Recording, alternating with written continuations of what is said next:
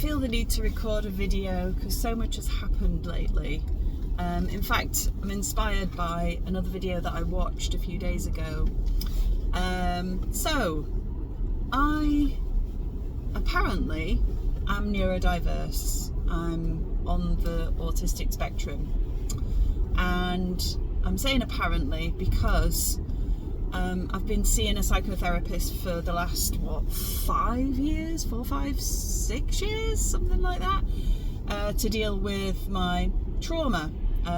Talking childhood trauma from domestic abuse my mum suffered, and by me proxy, and also my stepdad did give me a fair terrible time, from sexual assaults, rapes, domestic violence within a relationship that I was in, the way I've been manipulated by people,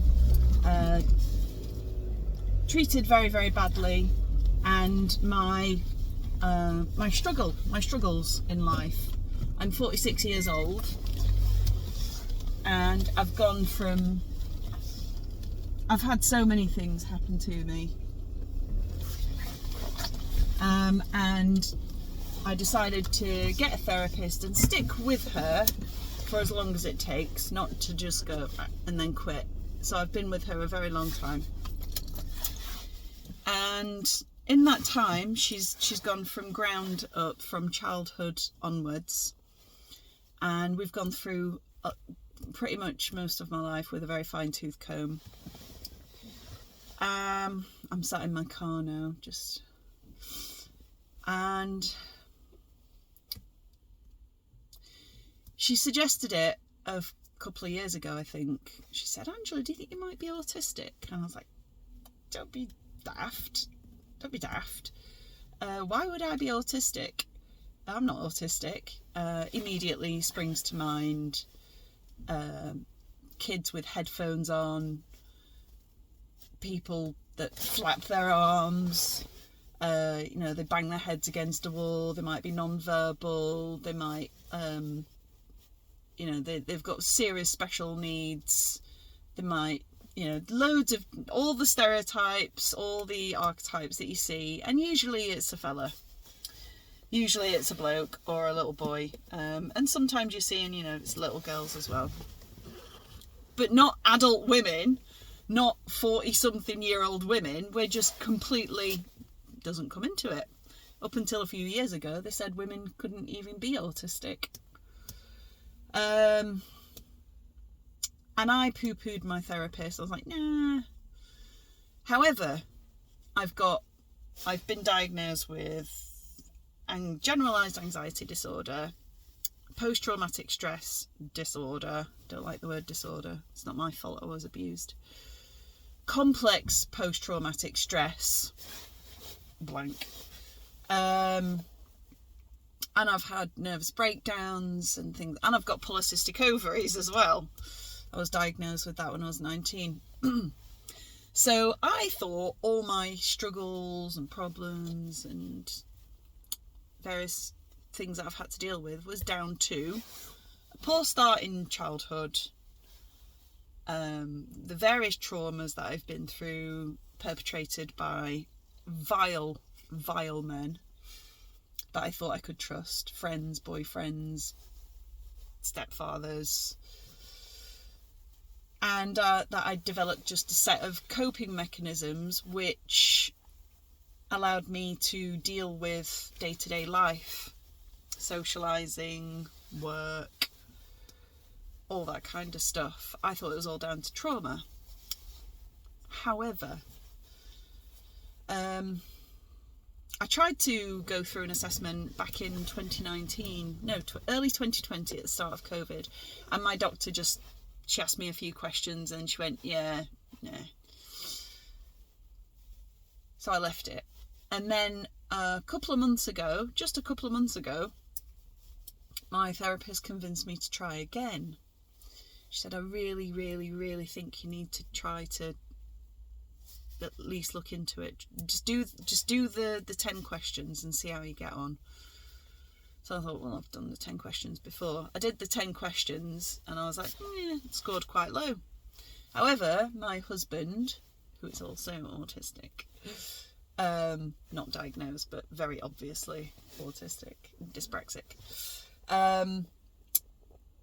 he said, I found this other questionnaire for that specialises in women and masking, and it asks questions in a certain way to help get through the mask to the real things.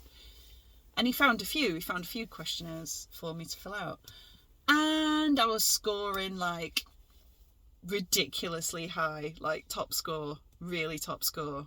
And I was like, oh, okay. So I spoke to my doctor again, and I got a referral letter from my therapist who said, I strongly suggest that this woman gets, my client gets assessed. I strongly recommend it. So the NHS will only accept the most severest of cases, and what constitutes a severe case is, does this person work? Is this person can hold down a job? No, I've not had a job since 2005. I have had businesses, but they've also gone tits up for various reasons.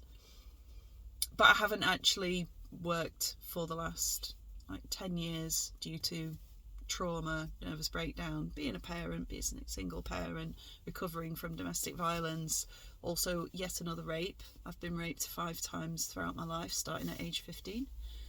And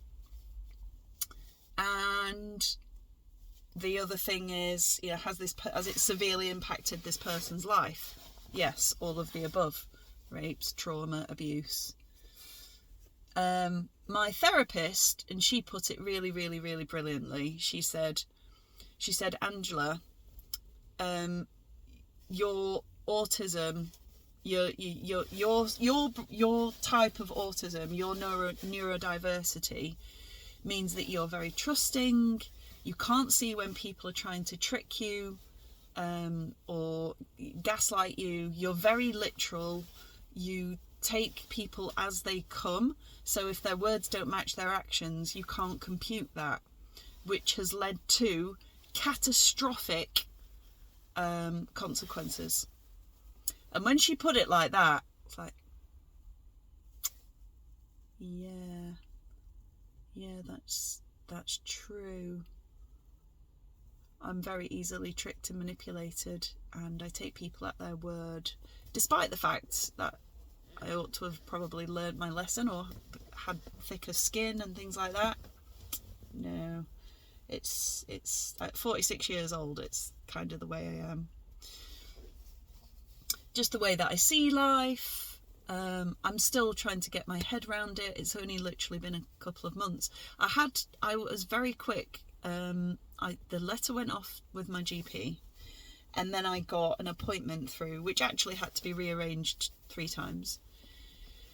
But then eventually, when I had an hour and a half video call with an NHS person,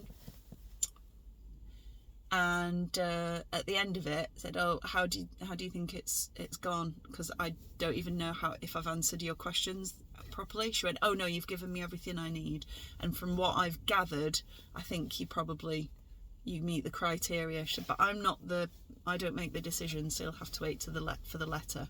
But from what I've seen here, I think, yeah. And I was like, oh. I didn't do any sort of research. I've not done anything on it because I didn't want to, because one of my things is that I fawn a lot.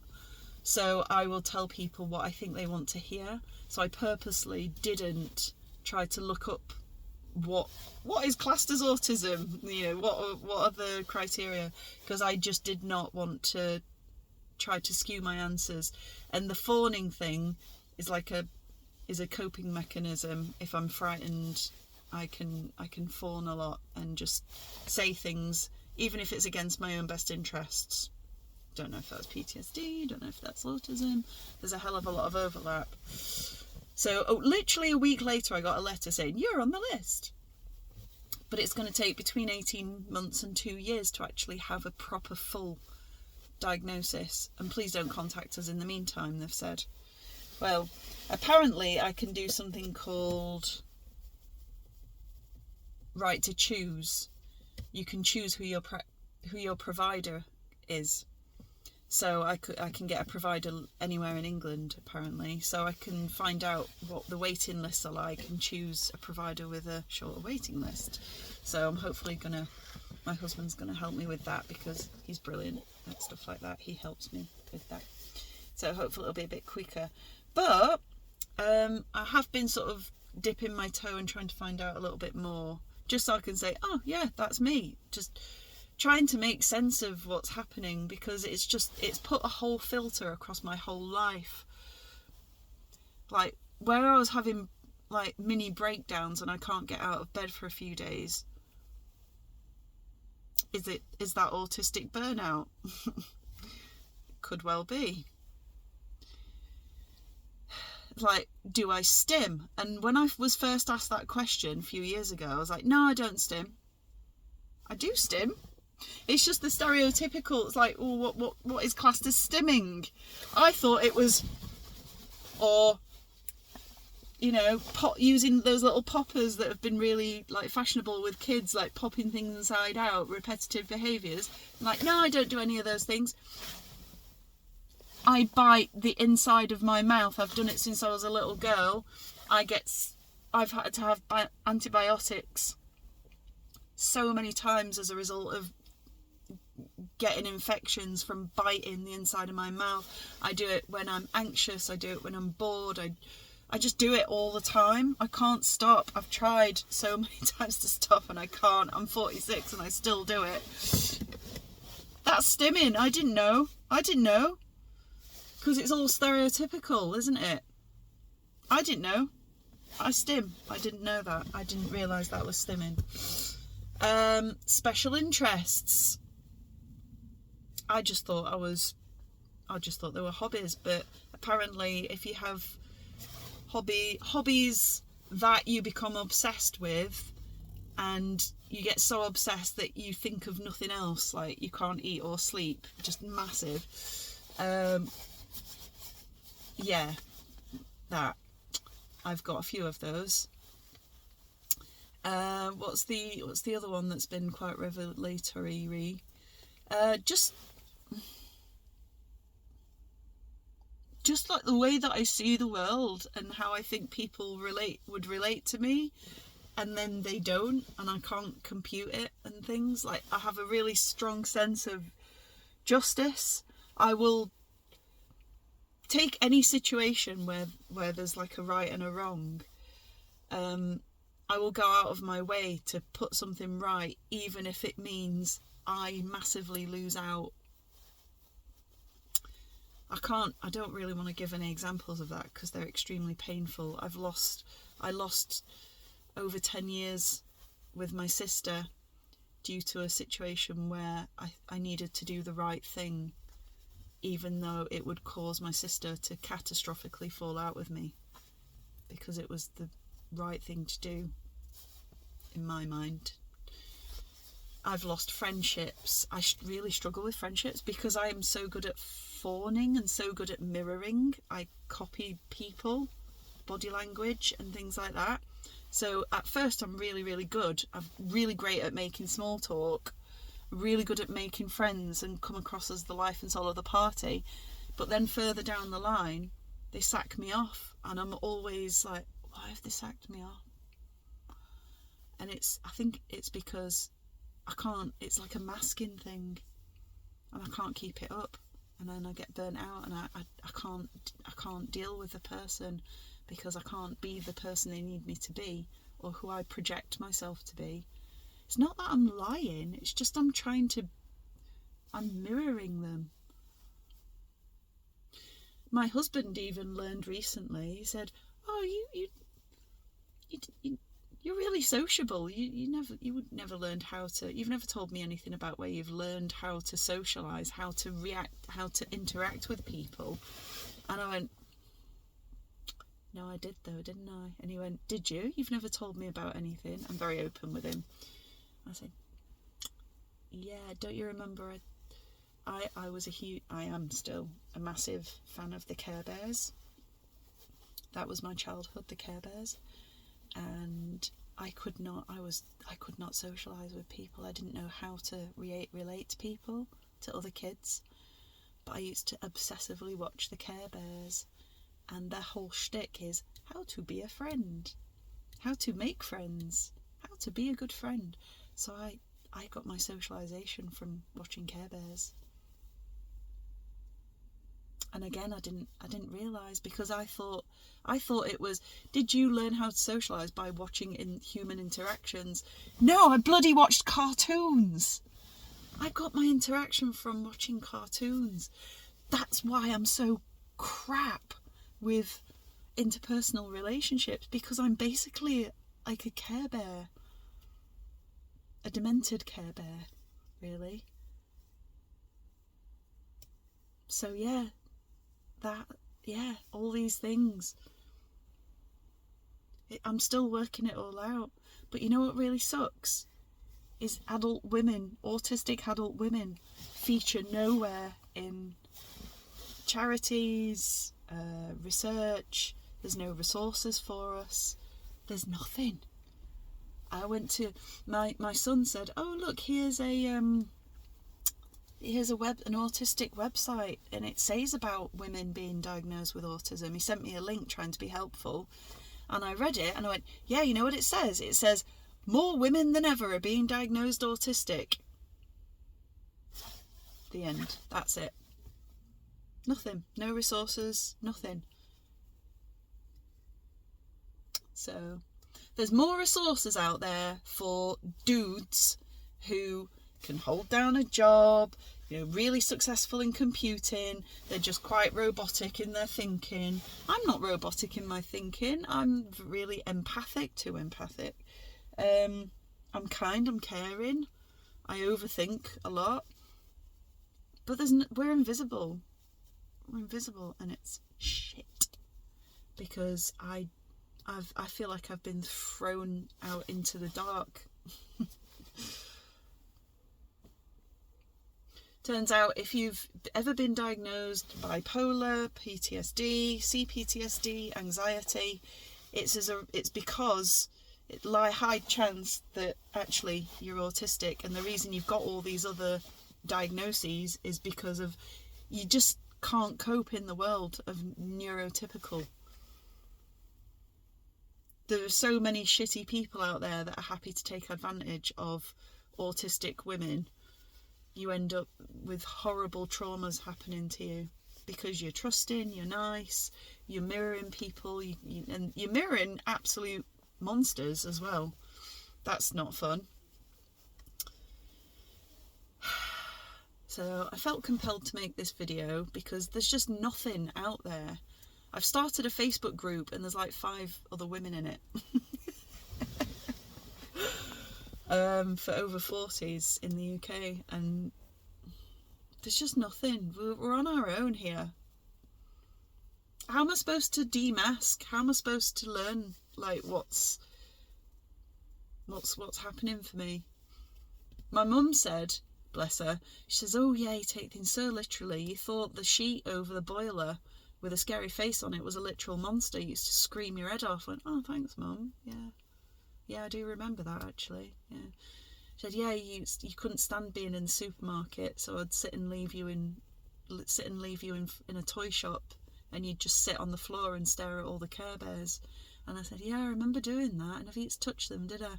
No. It's like, "Oh, do you have any sensitivities to certain kinds of materials?" And up until yesterday, I said, no, I don't have any of that stuff. I'm not that kind of autistic.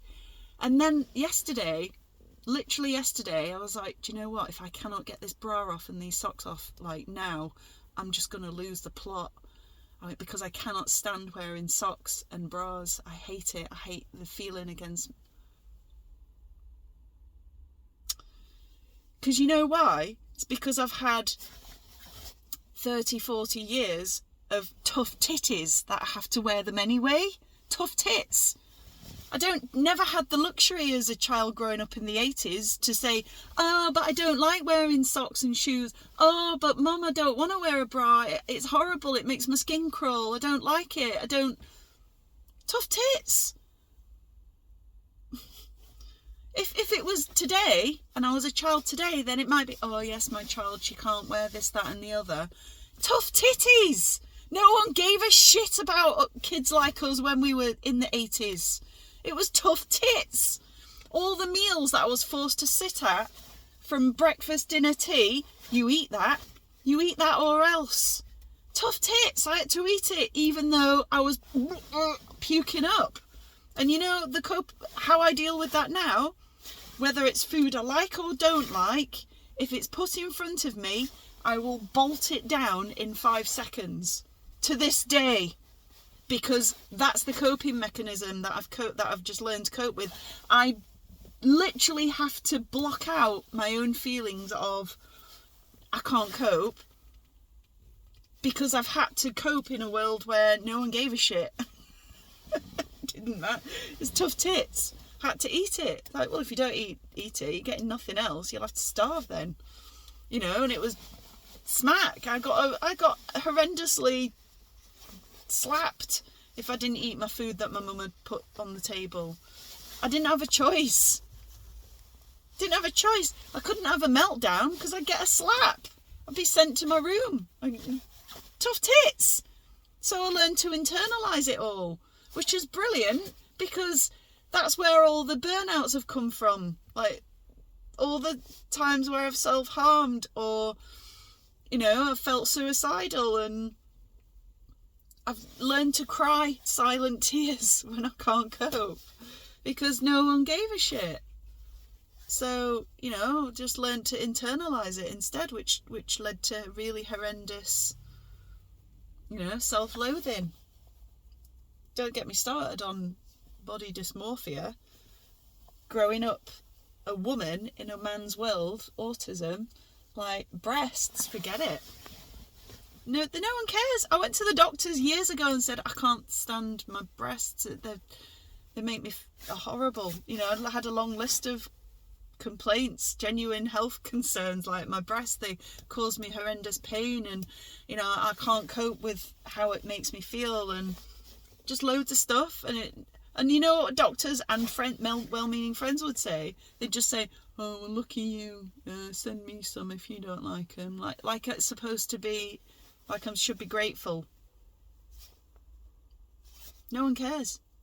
No one cares whatsoever about your discomfort. So, no one cares. So you just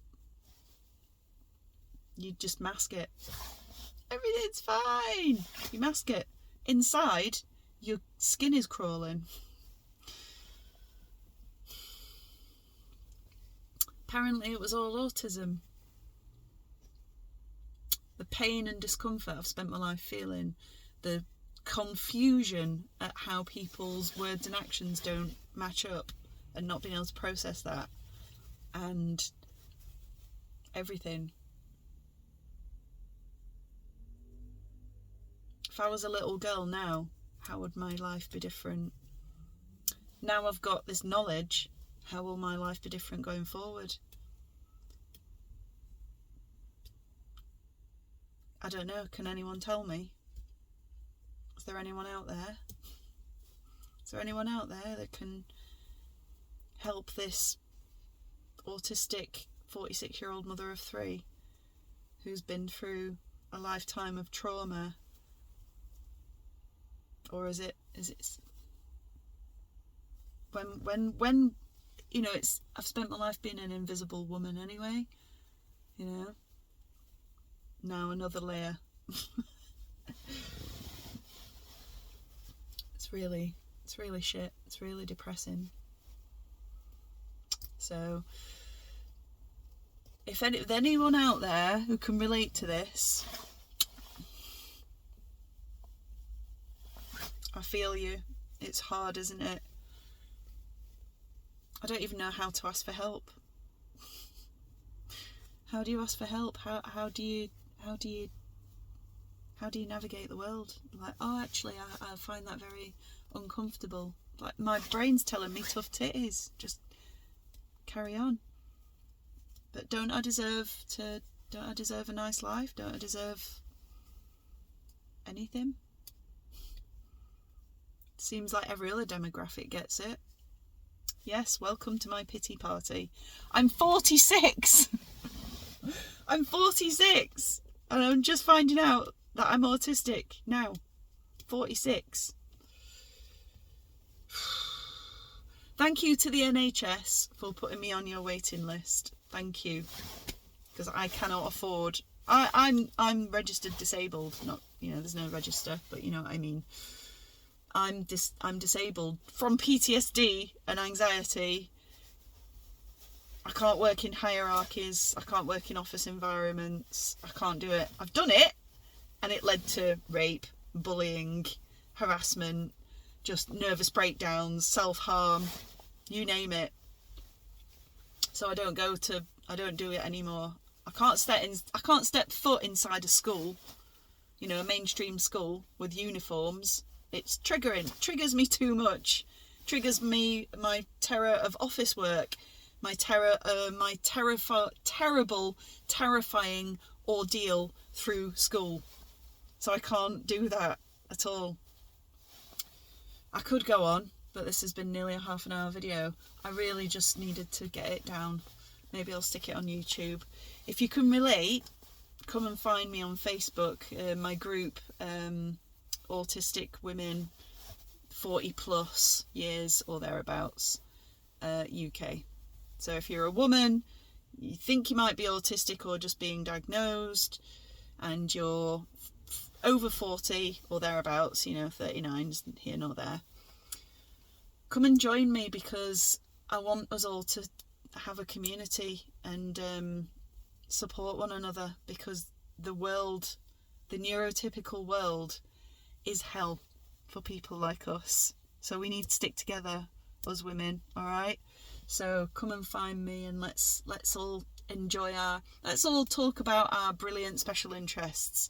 Let's try to take off our masks a little bit in a safe space together, and try to make ourselves a little bit more visible in a world where even if you're autistic, there's nothing for you. There's no charities, there's no resources, there's no nothing. So let's try to do something. All right. Lots of love.